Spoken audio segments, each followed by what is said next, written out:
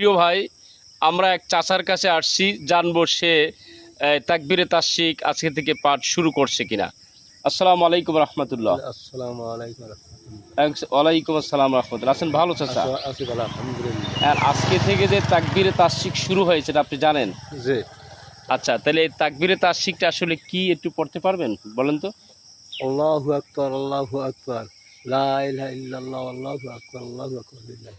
আলহামদুলিল্লাহ, আলহামদুলিল্লাহ। চাচা কিন্তু সুন্দরভাবে বলেছেন, আল্লাহু আকবার, আল্লাহু আকবার, লা ইলাহা ইল্লাল্লাহ, আল্লাহু আকবার, আল্লাহু আকবার, ওয়ালিল্লাহিল হামদ।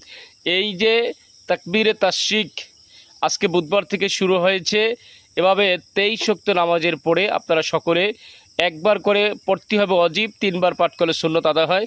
সকলে পাঠ করবেন ইনশাআল্লাহ, মণ্ডলিকার ছড়িয়ে দেবেন। আর চাচাকে যাদের ভালো লাগে, এই ভিডিওটি যাদের ভালো লেগেছে তারা চ্যানেলটি সাবস্ক্রাইব করে পাশে থাকবেন ইনশাআল্লাহ।